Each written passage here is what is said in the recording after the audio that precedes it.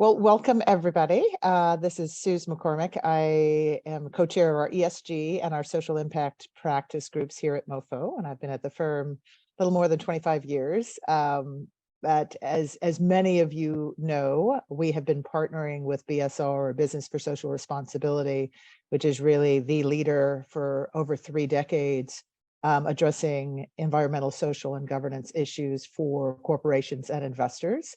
And it is really great to be here today. This is our 8th episode of this conversation series. And today we have a special guest host who is going to be leading our discussion, and that is my fellow MoFo partner, Mark Whitaker. Mark is not only the co-chair of our IP litigation practice here at MoFo, he is also the co-chair of our diversity strategy committee, which is building upon decades of experience leading law firms in diversity and inclusion efforts. He is a frequent speaker at the ABA, the Practicing Law Institute, the Minority Corporate Counsel Association, and numerous CLE events all over the country. He really is an expert, and I am honored that Mark is going to be leading our discussion today. Over to Mark. Thank you very much, Suze, for the introduction, and welcome everyone. It's great to be here and see all of you.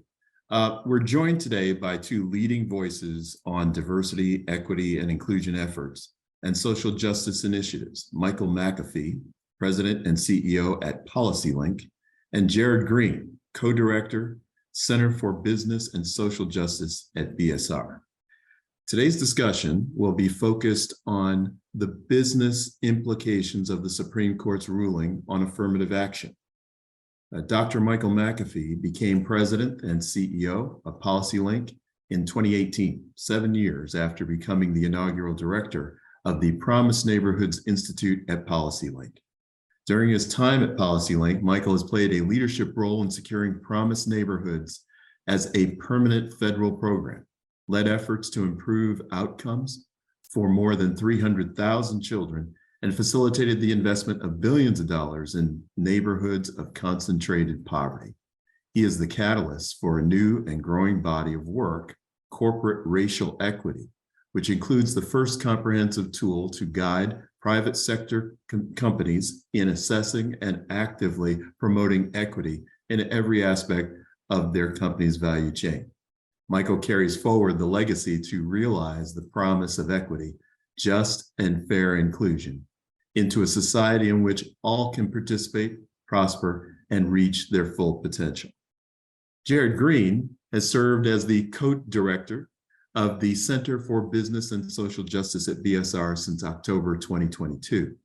Prior to joining BSR, Jarrid worked at Friedman Consulting, where he developed and managed strategic philanthropic initiatives, including donor coalitions and nonprofit initiatives focused on racial and civic justice issues, climate sustainability impacts, and public health. Jarrid has also served in senior research and project management capacities at the Democracy Collaborative and the Center for Social Inclusion, where he led and supported policy research and advocacy efforts that aim to dismantle structural racial inequities through community and economic development practices. Thank you both for taking your time to join us for this discussion today. So let me go ahead and kick this off with a threshold question, and that is, what is affirmative action, and how has it historically been implemented to affect the access of minorities and women in higher education, government, and business? Either one.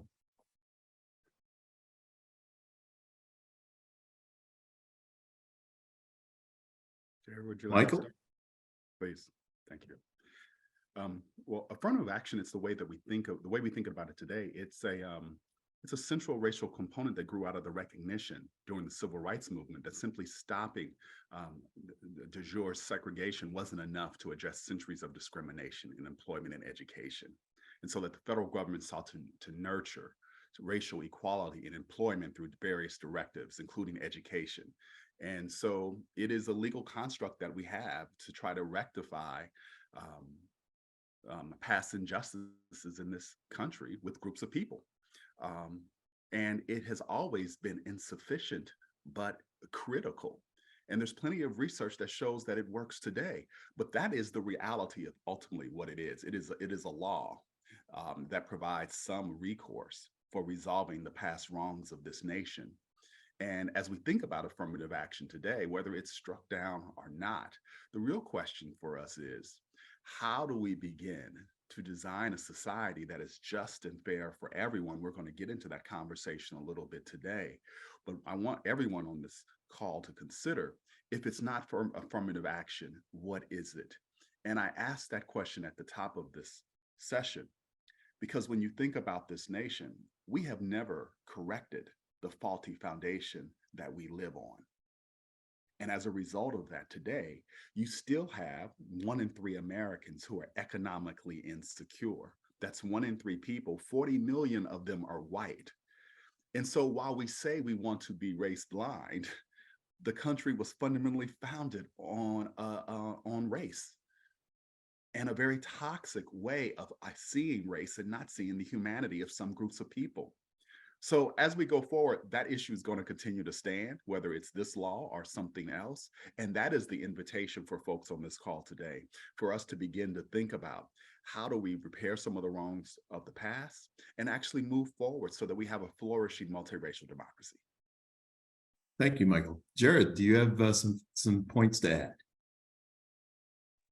Not much more to add. I think I anticipate you're likely to get to this a little bit in terms of the background of the cases, but I think I just would name and elevate that in the context of university admissions, affirmative actions is an opportunity for schools and universities to address those past harms that Michael has named, right, and give some preferential treatment or some criteria to sort of bias how they may allow certain students to enter their class to help meet the sort of demographic composition of the community that they not only are established in, but are also the broader economic system in which we're all operating, in terms of ensuring that our student bodies represent the population at large. Great, thank you for that. So let me turn and give a little bit of brief background concerning these 2 pending affirmative action cases. So there are 2 cases in which the Supreme Court is planning to consider whether to uphold the ability of universities to consider race in college admissions. Students for Fair Admissions versus President and Fellows of Harvard, and Students for Fair Admissions versus University of North Carolina. In both cases, the organization Students for Fair Admissions is led by an anti-affirmative action crusader, Edward Bloom. And he is, again, after previous failed efforts, seeking the elimination of all race-conscious admissions practices. Twice already, the Supreme Court has rejected Bloom's arguments and ruled that universities can consider race in admissions to promote diversity on campus and enrich students' learning experience, as Jarrid was referring to. But it is now believed that the court intends to reverse itself and turn back the clock. A decision blocking universities' abilities to consider race will almost certainly mean a significant drop in the number of students of color being admitted to selective universities. In fact, that's exactly what the lower courts in both cases found after closely studying several race-neutral alternatives. So, Michael, let me turn to you first here with this next question. Why does a case about higher education admissions matter for other organizations? Well, it matters because what usually starts in higher education in regards to this topic doesn't stay there.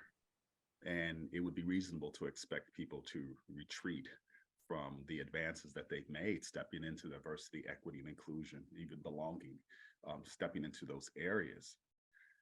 But here's the reality. You know, as a CEO, I'm already authorized to enact a different possibility. I actually don't need the law to see other people's humanity. I can hire from diverse pools today. I don't have to ask board permission for that. I can look around my organization and see who's there and who's not there. I can ask myself the question, am I paying people fairly? I can do all those things today if I have the right head and heart consciousness. And we've really got to get to that point eventually. We still do need a legal construct to help us out until we get there. But what I want leaders to think about today is that in our own leadership, what happens with affirmative action is quite inconsequential, because I am already authorized to enact a different possibility today if I choose to, right? I can have my firm be diverse, or it could not be. And so I really want people to hold the power that they have in the seat that they currently sit in. And what I also want people to think about, because this is something that we don't research, but it's going to be the downfall of this nation if we don't get to it. What happens to a nation founded on slave labor, stolen land, and genocide, never really apologizes for it or corrects for it, and keeps hurtling forward till you get to a place that the thing that you never really loved is actually getting ready to become the majority in the nation? Whether you like it or not, the majority in this nation is getting ready to be people of color. And when you set out that trajectory, trying to crush people of color by dismantling laws like this simply further weakens the foundation of this democracy. And I really want us to begin to think about what we're doing to the nation, because people of color aren't going anywhere.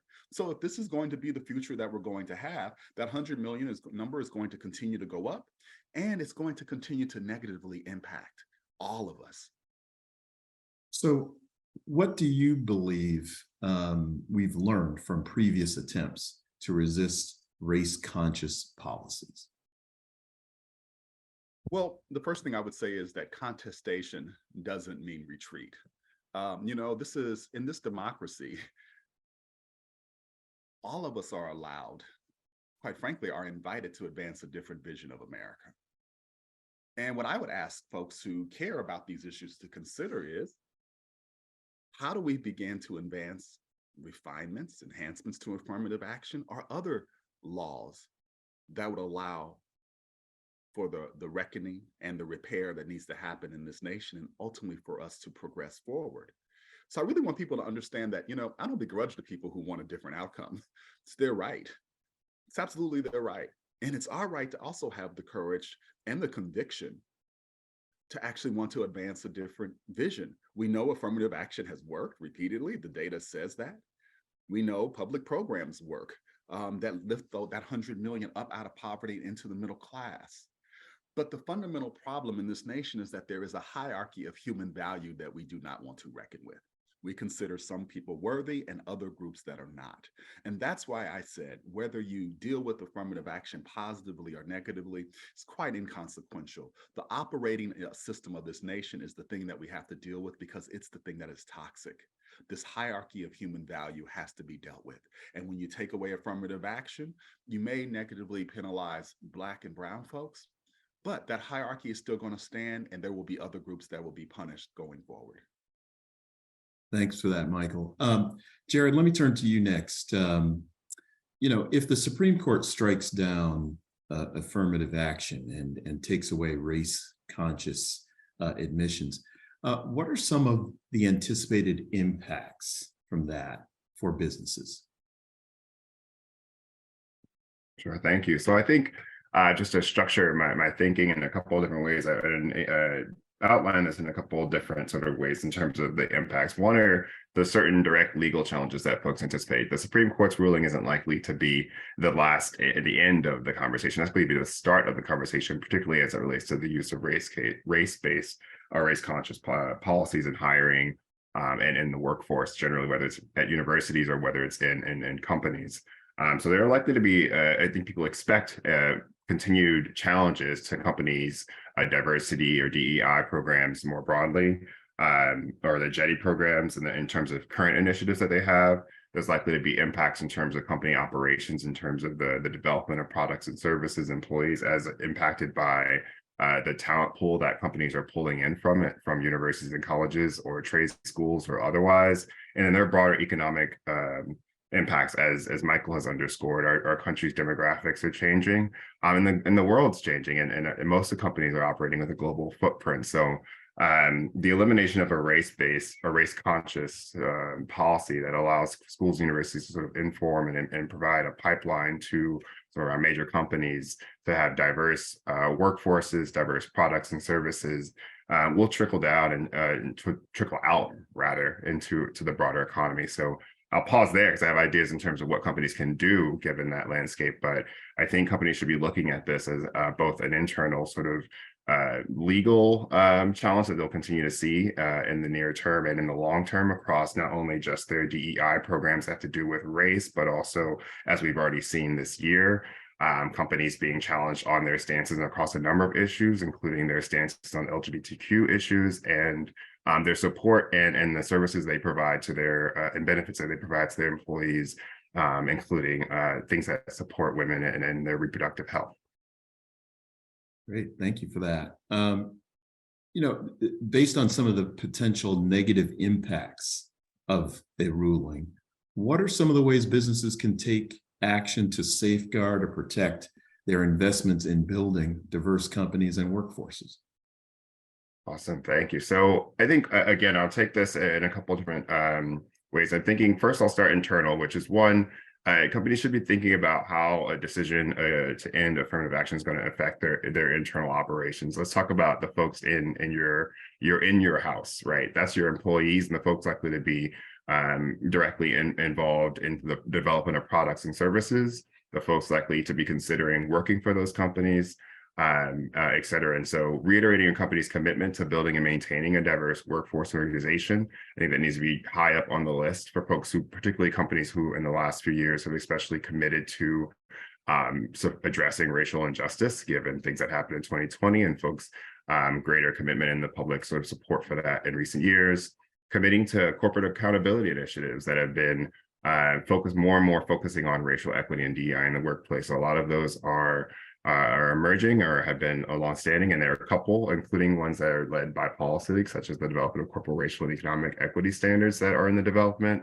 Kellogg Foundation, and another partner in the philanthropic sector, has an expanding equity platform, which companies have been can engage to understand how to embed DEI throughout their workforce. Also, some broader things in terms of internal work, assessing a company's hiring data, and identifying any barriers that you may have in terms of hiring diverse talent, and surfacing any factors, indicators that actually support long-term hiring of a diverse workforce. As Michael noted, this doesn't have to be something that is done only because affirmative action is in place or is effective because it ends. We all have the power within ourselves, and we have the power as companies and leaders to actually identify what's possible and how to actually ensure diverse workforces generally. I also, so let me just pause there and say that that's some thinking around what companies can do now internally. There's some work I think companies need to be thinking about in terms of the long game, in terms of their work in this space, particularly as racial equity more broadly. And that's in terms of thinking about how this conversation's had in general. We've seen how major landmark rulings on social justice issues affect the public discourse and affect sort of the business environment in terms of creating an uncertain economic environment for companies to operate. So I think companies can leverage their internal infrastructure to help influence and inform the conversation a bit, to help ensure that there's good faith discussion had, and to ensure that policies and legal discourse that's had around this topic actually supports their long-term interests. So in terms of supporting, in terms of some actions they could take in terms of that, supporting campaigns by industry groups or with their peers to help inform colleges, universities, how they utilize the policy and what the impacts that may have on their company, and also helping the broader public understand what the importance of a diverse workforce is to them and what the importance of developing diverse products and services are for them. And then in terms of work that may be coming down the pipeline further on, building out your infrastructure in terms of your legal infrastructure, as I named, there's likely to be additional challenges to this work in the future. So ensuring that your company has the actual capacity, whether it's to track the policies that are sort of being developed at the state and local level, or the cases that are being brought into different lower level courts, having that infrastructure in-house is super important for companies' ability to not just respond in a reactive way to rulings that are coming, but actually engage, whether through amici briefs or other sort of public notes, to help inform the public about the benefits of diversity programs and the benefits of race-conscious programs, particularly, as Michael's noted, in a country where we founded our workers off of slave labor and that history of discrimination. So I think there's a range of things companies need to do in-house to help shore up the work that they're doing and bolster support and understanding of where their commitment lies. And externally, there's a lot of work in terms of the broader landscape that companies can do, among other things that I've named, to ensure that the discourse around affirmative action and just racial equity more broadly and diversity more broadly is had, such that they actually have a more sustainable and certain business environment. Wow, there was a lot in there. Thank you for laying that out. I mean, those are fantastic points about how companies can navigate the impacts over the long term. Michael, do you have anything that you'd like to add Yes. to what Jarrid laid out? Yeah, I love what Jarrid laid out. That's exciting to hear. And it's so powerful to see when people are actually doing it out in the community and people are really doing this work in big ways. I would also invite people to think about a couple of things. You know, PolicyLink defines equity as just and fair inclusion into a society in which all can participate, prosper, and reach their full potential. The operative word there is all. You can take away the words equity, diversity, inclusion, belonging. You can take all those words away. And the thing that we're working towards is the aspiration of the all. Now, there's a way to get to the aspiration of the all if your heart is right. So you don't have to really be worried about this moment. You see, if you disaggregate the data in your workplace and other places, you will begin to see who needs support, where there is more work to do. And if you're willing to follow where the data takes you, you are going to be in an equity conversation without ever using the words. Sometimes you will be helping white folks, and they're going to need a little something different than Latin folks. So the reality is, if you follow the data is providing you a way to see the work. Another thing to think about is that, you know, if CEOs and leaders are curious, they will find ways to improve their practice. I'm going to give you a practical example of some really good work coming out of the Department of Treasury. I was at the Department of Treasury last week, and there were some researchers that came in to look at their data during a period where they open up their data. Now, here's an institution that is race blind. And what those researchers discovered, they were looking for something else. And what they discovered was that their practices were creating an environment in which they were auditing people of color at an extremely high rate. It was showing that there was racial bias in their auditing practice. Now, company has no race neutral, discovers in their data that it is causing a problem. And what was so exciting about that, instead of burying that, they begin to trouble the question, how do we improve our system so that that outcome isn't achieved anymore? That's what happens when you can be curious about the impacts of your work on populations. And then when you have the courage not to bury it, but just see it as the natural evolution of things we have to improve. So the Treasury gives us a really good path forward to say, even when the organization is race neutral, there will be sometimes racial bias that creeps up, and we can still boldly and courageously deal with it in a way that sets a marker for how we should deal with things day in and day out in our organizations. Great, thank you for that, both of you. Before I turn to the next question, I just want to let the audience know that you certainly can raise questions yourself. If you have any, please feel free to put them in the Q&A chat box, and I'll pick them up as we proceed and pass them along to our two speakers. So let me just turn now to a question of mine that has just been causes me the biggest issue when I think about affirmative action and DEI programs. And that is, how can businesses with DEI programs fight the unfortunate and wrong suggestion that affirmative action is no longer needed because the US has reached a point where everyone is treated equally? And I raise that question because a similar view was suggested by Chief Justice Roberts and other justices on the court when the Supreme Court struck down Section 5 of the Voting Rights Act. Within days or weeks of that decision, several states passed legislation that made it harder for historically marginalized groups to vote. So in that context, how can businesses with DEI programs fight that suggestion? Well, if you're spineless, you can't fight. The reality is, this is where I get extremely angry, especially as a person of color. You say you want a race neutral America, but yet we're not the ones constructing these laws that are harming folks. You just acknowledged it. You make my mother have to stand in line for 8 hours to vote because you want to disenfranchise me. And then you go a step further and you make it illegal for me to even give her a bottle of water. This is actually a law in the books, folks. We just saw some of the major banks, not even 5 years ago, get penalized for still redlining today. Look at what we're doing with transgender folks today. So the very folks who desire this race-blind nature seem to have a hellified propensity for acting in a race-based way when they have the freedom to show us what they will actually do. So what I would say to folks is, if you've set the right course and you started this work because you thought it was the right work, this is a moment to stand firm, because if you're not going to stand firm, you might as well understand that there's going to be hell to pay around this country, because the folks who are not afraid to advance their version of America, they're advancing a version of America that is quite toxic for men, for women, for people of color. And what you ultimately have to understand, and this is why I keep going back to that 100 million number, 40 million of it are white. And when you continue to craft race-based policies, it always jumps host. So practically speaking, I live in the Bay in California. You read a book like The Color of Law, you'll see how our education system was constructed around race-based policy. So what that means in California, in the Bay Area right now, is that folks don't consider public education to be the best product if you've got money. The problem with that is because folks now can't afford their mortgage or their rent and to pay for private school for their children. So white families, middle-class Black families, Asian families who had say, hey, I had nothing to do with this race thing years ago. You're right, you didn't have anything to do with it, but you live with the sins of it to this day. You can't afford to live in the Bay, even though you're making 200,000 plus.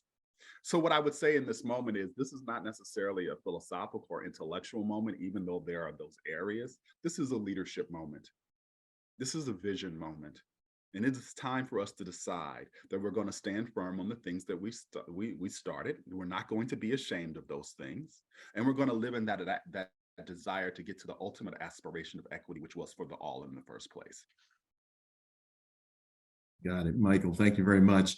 Jarrid, from your perspective, how can businesses with DEI programs fight that suggestion that affirmative action is no longer needed? Right. So I like to live in the world that we have, not the world that I wish we had. That's not a response to Michael. That's just sort of an acknowledgement for the business ecosystem that we're in, right? In the world that we have, I think businesses already, they can leverage their voice and they leverage their presence, they leverage their products and their services to say a lot just by being in a place, just by having certain products.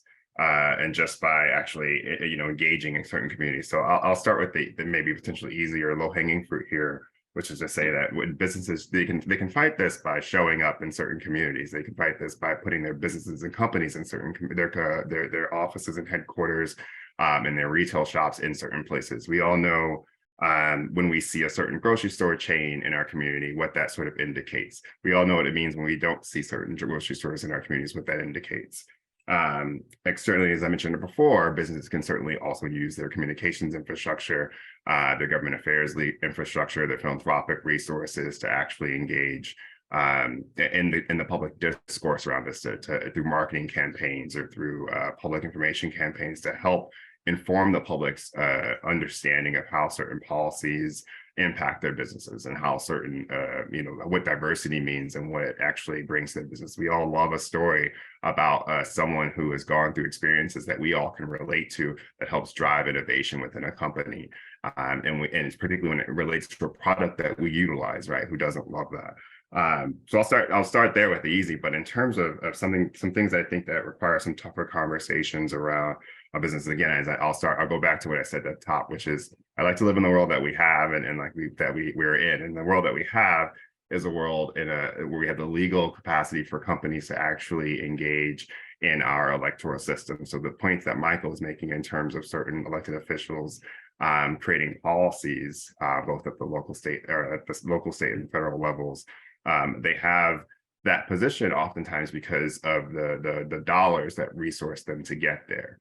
And so I just want to name that, there are likely some ways that companies can think about how they guide those resources to those officials, particularly if they are in alignment those officials and with the things that they say and the things that they do, if they're in alignment with companies' values and commitments to diversity, if a company is truly committed to diversity, if they're truly committed to a good faith understanding of a topic or an issue, if they're really understanding what racial justice requires in this country and acknowledgement requires in this country, you may or may think about the ways in which you give to certain elected officials who then take action otherwise, right?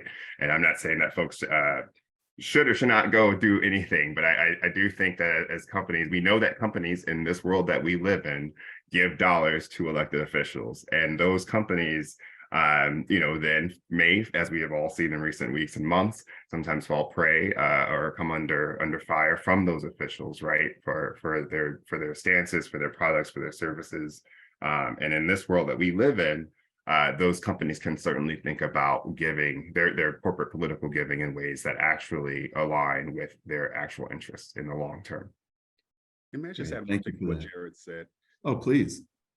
You know, if folks want affirmative action dismantled, if companies would just walk around the neighborhoods where their own employees live and their customers live and ask, where is the design of our laws and our regulations harming those groups, and begin to dismantle that harm, imagine the power.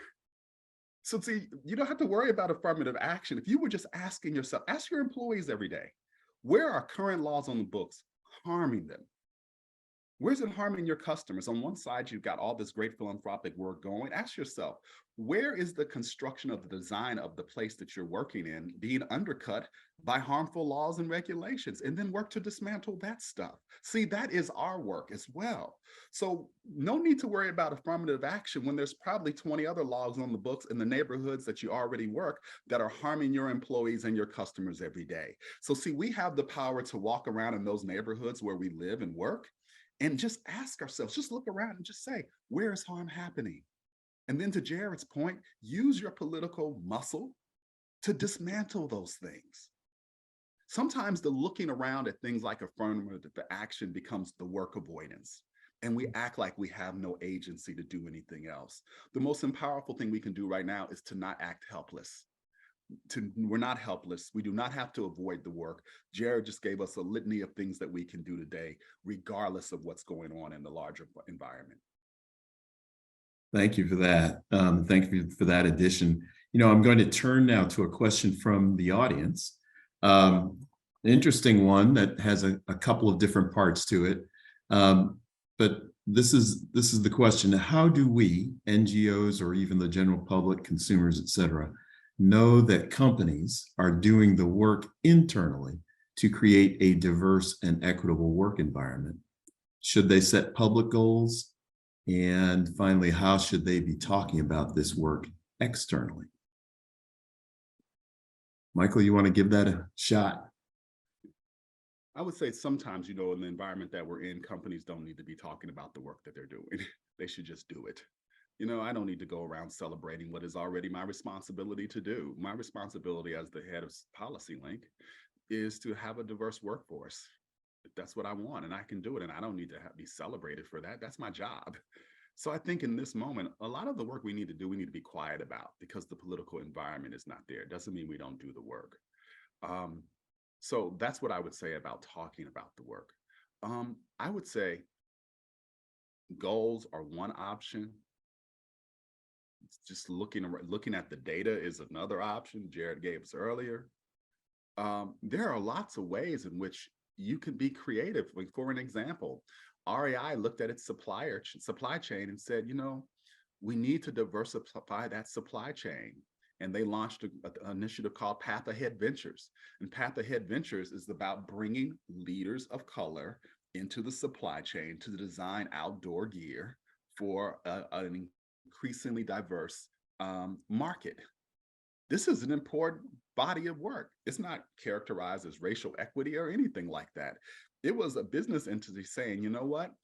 If I want to capture a greater market share of this diverse market out here, I need to have suppliers that know how to design for them, to construct products for them. And that is just a practical example of leadership saying this is an important thing for us to do, and they're doing it to this day, putting millions into these small businesses that would have never had a chance into that supply chain. So it's that type of walk around leadership like that that becomes exciting. Thanks for that.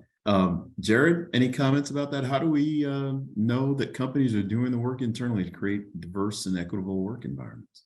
Gosh, it's like +1 to everything Michael said. And, like we live in this like sort of it's like a yes and world we live in, right? I so appreciate sometimes you just need to do the work, and that there are companies and they should do the work, and we don't need to be public about it. You need to talk about it so much.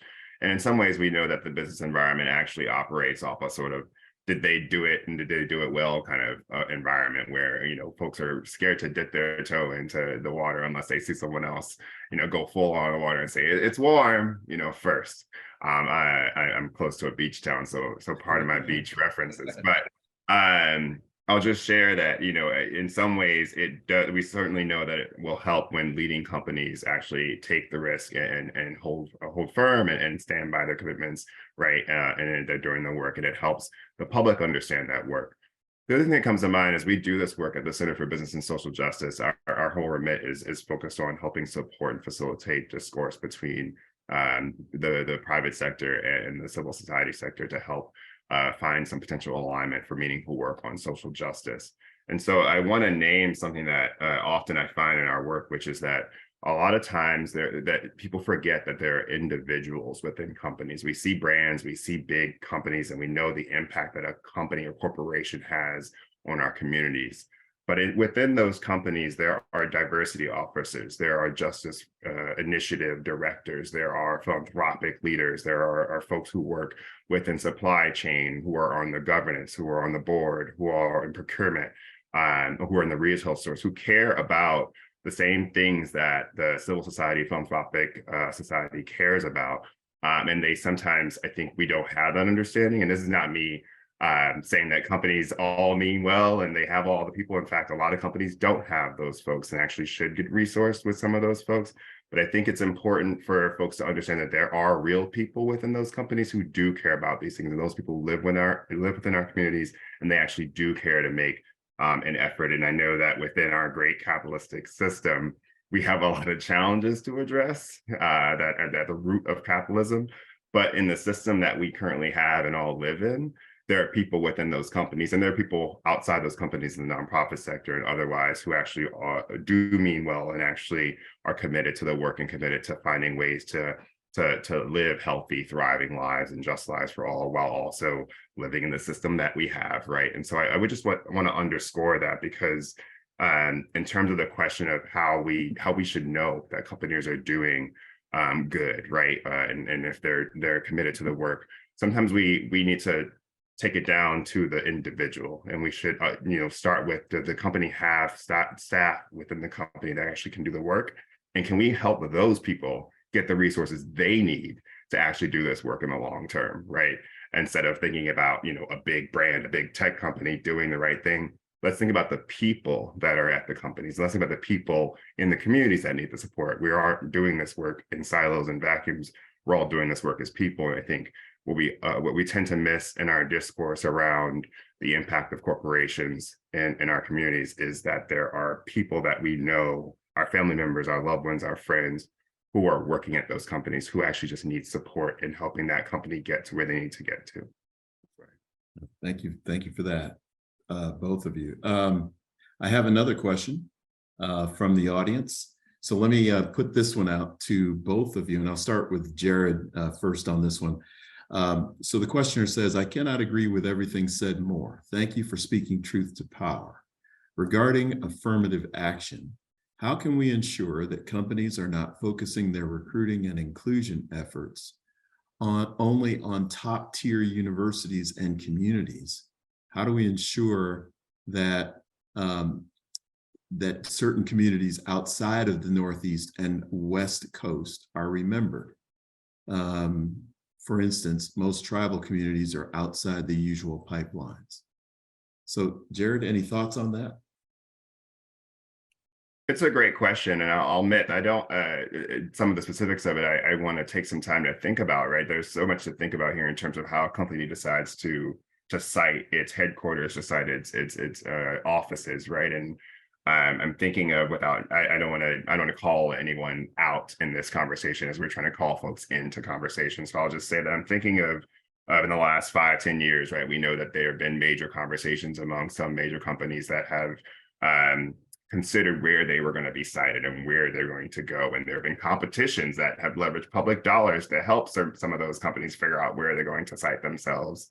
And I'm thinking about some of the policies that come up in relation to that or otherwise around inclusionary zoning, affordable housing, and other things that actually that surface when in the public discourse that incentivize workers to be in certain places, and tax breaks that incentivize companies to be in different places. So I'll just name that there are a couple things that are coming to mind when it comes to companies citing in terms of just where they are, in terms of the impact, in terms of where folks get to work or what companies work for, but in terms of recruitment themselves and how companies actually engage certain universities, I definitely want to take some time with that, because I think that's sometimes a case-by-case scenario, but it's also it's all fueled by our current ecosystem, which tends to drive folks into to different channels, right, or to different specific channels. And I think we certainly need to have a broader conversation about the pipelines that bring folks into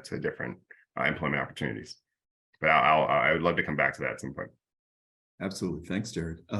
Michael, your thoughts on this? I'm hopeful in this conversation because of what I see out in the country. We see folks developing new tech centers at historically Black colleges, as an example. We see corporate leaders beginning to create space for returning citizens, which has been a big barrier in the past. We see corporate leaders beginning to say, a lot of these positions don't need to have a formal 4-year education, a college degree, in order to access them. There are some good things happening, and yet more is needed. And so I'm hopeful for this moment that those are the types of things that are being done out there to create those different pathways into organizations. But to my earlier point, leaders can do this today. We had to ask ourselves, as a think tank, we can recruit at the best colleges and universities, and we do, but that is insufficient if we want to have the best thinking. We had to get deliberate about finding folks who don't have degrees, quite frankly, finding returning citizens, recruiting for our Indigenous brothers and sisters that are not in our formal networks. That's my job. And the invitation that I'm signaling to this, what Jarrid said about calling in, is I really want us to reimagine our roles as CEOs, as leaders, as stewards of these organizations. I really want you to think about not acting powerless when you have so much power. And we really have to own that. Sometimes I don't feel like I have a lot of power in this role, but I really, really do. And I need to step into that. And if you go to something like the Corporate Racial Equity Alliance, you'll see a host of tools that we are developing out that will give you some guideposts about how to step into this work, regardless of what happens with affirmative action. And what I'm excited about is that, this conversation is a 20+ year conversation that we're having right now. A lot of this stuff will not happen overnight. There is a lot of good things going on. And quite frankly, there are a lot of things that still cause me to be concerned. But what I can tell you, this is never, in my professional career, there's never been a better time to be able to advance authentic work around these issues and to be able to have it take root. So just think about, as a CEO, I don't have to create special work groups to do things. I don't need to do all that. That ends up becoming the work avoidance. I can subtly walk around and just ask HR. Go to tribal nations and start doing fairs and recruiting. I don't need to say anything more than that, right? The subtle directive.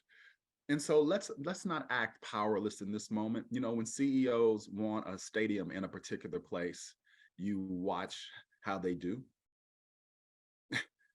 When they want something, a new manufacturing facility in a place, we watch how they pull out all the stops. This is just as important work. It is the nation building work to do. And what I can guarantee you is this: You can do this work today, or it'll be waiting for us 100 years from now. And the thing that I will ultimately ask you is, if you step away from this work, please do not come to organizations like ours the next time someone is shot, God forbid, or the next time someone else loses a right, and say, what should we do? I want you to remember that you seeded this moment. You gave up on this moment, and you allowed folks who wanted a different America to advance. And we got our own responsibility for that if we take that action. So if you choose not to be in this moment, what I ask you to do is to accept the shit that will be piled upon us, because it will be high and deep. And don't ask the rest of us to worry about it and to try to fix it. Because what we are trying to signal to you now is that we are making momentum and we have a fighting chance to fix things. But if we retreat, we will lose this moment and we will lose this nation. Thank you for that. I've had a couple of comments come in while you both were speaking. One was pointing us to this PolicyLink article on corporate performance standards on racial and economic equity, a developmental approach and methodology. And there was a follow-up question that we have from someone in the audience on that issue. Jarrid, you have a follow-up question, actually. I have a follow-up note on the question itself, but I definitely want to underscore the link that was shared around the corporate performance standards around racial and economic equity that was shared in the chat. I think folks should check that out for sure. Especially if you're the company. As I mentioned earlier, there are some opportunities for companies to engage in the development of those standards and the launch of them, and want to underscore that for my colleagues here on the call. The thing I wanted to bring it back to is that the way my brain works sometimes is I see something and it takes just a couple of seconds to sort of really find an opportunity.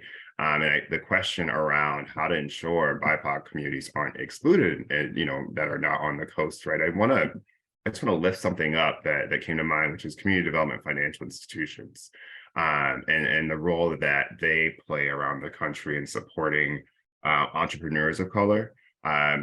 Two things, because Michael said something that triggered this for me, which is sort of the owning the power. I just really love the challenge to just own the power that we have. One is that, like, we don't have to sit around waiting for companies to hire us, right? That's one truth.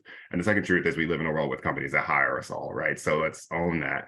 And so lean into that as much as possible. But I bring up community development financial institutions in response to that because there are organizations in our communities that are publicly supported with our own public dollars that actually get resourced to develop. They get advising work, and they're led by entrepreneurs of colors and business owners who are Black and Indigenous and from other backgrounds. And their whole purpose is to support them in building out their employees. And a lot of times, their tool is to provide them with loans or other resources to help them hire folks. We live in America. We live in the world as we is. We know that our policy leaders love it when jobs are created. And so I want folks I would recommend folks take a look at this U.S. Treasury, which supports the program, and look at and see if there are any local community development financial institutions in their communities, because those institutions actually support hiring of folks of color and folks in low-income communities more broadly. And there's some restrictions to that policy, right? In that their dollars tend to they only are able to receive those loans if the work that they're doing, if those businesses can actually hire employees. But we actually kind of know already that Black-owned businesses tend to be the kinds of businesses that actually don't hire a lot of employees. And so when we think about how we can innovate our economy to actually be more inclusive, for instance, and how we can actually shape our policies and use our public resources to influence and actually build an economy that works for us all, that actually is inclusive of all. We shouldn't be dependent only on those companies that exist, only on the names and the brands that we exist, operating in places that we know exist. We actually have policies, programs, organizations throughout this country that can have an influence in actually shaping our broader economy. And I just would love to recommend folks check out the opportunities that may exist to help expand those institutions so that they're actually providing full supports for the mom and pop shops owned by Black and brown folks throughout this country that are looking to expand and get the resources they need to have the capital and the investments that they need to survive. so that we can have folks hired in different communities throughout and actually have different kinds of opportunities for hiring of different people from across the country. Thanks for that, Jarrid. Thanks for adding that in. I just want to let the audience know we still have a few more minutes. We could field a couple more questions, I think. And while you're thinking about those, I've got one, and I'll go back to Michael first for this. You know, Michael, you've commented a few times that you don't need affirmative action programs in order to set things right and do the right thing and make sure that you have diverse talent within your organization. But let's just say that the Supreme Court does what we think it's going to do, and it starts down this path of getting rid of affirmative action as a viable tool for diversifying workplaces. Outside of those programs, and I think you've talked about a few. In fact, I think you mentioned that you could go to your HR and just say, this is what I want you to do. And these are the areas, these are the schools, these are the places that I need you to go in the workforce to find talent for me. So outside of affirmative action programs, what other tools can businesses use to develop and recruit diverse talent and equip them with the skills to thrive in our global marketplace? Well, the first thing I would say is we should all have a founder's orientation to the nation. And what I mean by that is that it was always imperfect, and the invitation is for us to continue to perfect our economy and our democracy. So if we see these things as living organisms that need to be perfected, we can take a little of the stress off of us like it's such a bad thing. But the reason what I want us to do as leaders is to ask them, well, what is my contribution to perfecting our democracy and economy? For the longest time I'm going to have in the seat that I'm in. And I really start with that head consciousness and the heart consciousness, because the reality is this, and this goes to what Jarrid was saying about living in the world that we currently live in. You know, if your heart is not right for this work, you just won't do it. So you just need to stop bullshitting yourself. I mean, you know, I can't make you do this, right? There's so many good technical solutions out there. And this is where I also get frustrated. Why is this the only area that corporate leaders act like model learned helplessness? You know, you can send rockets to the moon and back. You can do all sorts of other things. You tell us you're the best and the brightest. But when it comes to the liberation of everyone, you play dumb as hell. That is not acceptable. It is not acceptable. And I don't believe that folks are helpless here. And I really want to start there. Why is this the only area in a firm where folks can play dumb for years and allowed to stay employed? You see, we're not going to make progress until we get real about some of these behaviors, right? You know, think about Uber and how brilliantly it got around a closed system, being the taxi system in New York. Think about the power of that. We are creative as hell when we want to be. And what I'm asking us to think about is, how do we get as creative as the racist? How do we get creative for liberation for everyone? How do we have the spine that the racist has? You know, in so many instances, what has happened over the last couple of years, I really respect, because folks have told me what they were going to do to me. They told me how they were going to do it, and they followed through. They're doing some of the most results-based oppressive work that I've ever seen. And I only wish we could be equally have a backbone that is straight, could be clear about what we wanted to do, and then actually follow through on it. So what I want us to be honest about is this. If your head and your heart aren't here, your head and heart aren't here as a leader, there's nothing that bringing in a chief diversity, equity, and inclusion officer is going to do that's going to make this work. We got to stop putting one person or a couple of people up as slaughter when your head and your heart isn't in it. If your head and heart is in it, then if you follow the data, it's going to have you in an equity conversation, a gender conversation, a class conversation.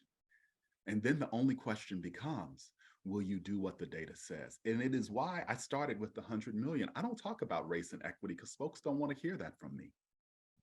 I talk about that 100 million. And there's one distinction. When that 100 million takes me to poor whites, I don't have to call a board meeting to ask if we're going to help them. My organization doesn't start convulsing because they're afraid of the political blowback that's going to come from that. We don't have political blowback. That's our job. See, if you really care about the all, this is not a moment to be worried about. I really care about the all. So in my work, it is not a problem. So at the end of the day, whether you use the words or not, follow the data. It's going to put you right in the same conversation. And then the only question becomes, will you help? Will you do what the data says in regards to what everybody's humanity needs? And you have some other markers out there. The great John Powell gave us targeted universalism as another technical tool that we could use. So we have the technical tools to help us, and all of us on this call can provide those technical tools. But if the leadership is not there and the head and heart is not there, I really want us to stop fantasizing that we're going to be getting a better outcome, because Jarrid is right. You got to live in the world that we have, and we're creating this world, and we got to own that, good or bad. Jarrid, anything to add? Nothing to add here. Okay, very good. Well, there is one last question. We have just maybe a few more minutes. And so I'll pose this. The questioner says, this may be outside the scope of this conversation, but what action can be taken to reverse and effectively respond to the attacks on our education system where Black, Indigenous, and people of color history is no longer being taught or allowed? Because none of this matters if history is erased and not taught. Any thoughts on that? Jarrid, did you want to chime in? I can go after you. Sure. I have a lot of thoughts. My one is to request the person asking the question to reach out, because I believe there's an organization that's coming to mind that has some resources or some information on this, and I have to just, when my brain is fresh, to drum up what the name of that organization is, and I want to share with the person. So I'm happy to drop my email in the chat, or if hopefully I get shared out with the participants. But I understand the question and think I want to provide an informed response from some folks who are leading this work on it. Thank you. Michael, last word on it. Yeah, the reality is folks who want to deny our history will lose at the end of the day. This is the power and the beauty of technology today. We should be educating our own families and children and not, quite frankly, leaving it to the school district. Our liberation has to start in our own households. Right? And what I love about people of color, none of this is brand new to us. We've learned how to survive and overcome in this system. So let's not act like this is a stressful moment for us. Folks can't deny us our history. We are the ones who continue to make history in this country. And so what I would ask people to do is to stop responding to everything bad that is happening out in the world, because we already know this. As a Black man in this country, none of this is new. I'm not actually sitting around, nor is my family, worried about whether affirmative action is going to be here or not. My family ain't never felt affirmed in the first damn place. I'm also not worried about you teaching my history because you've never taught it. And so I'm not going to keep asking institutions and leaders to do something that they've shown me they have no heart to do. We can do those things now. So just as we're talking about corporate leaders and they not having to participate in learned helplessness, as a community of people, we also have to stop participating in learned helplessness. We have our communities of faith. We have our Greek organizations. We have a wide variety of institutions, our civic organizations that can take the place of being historian and liberator.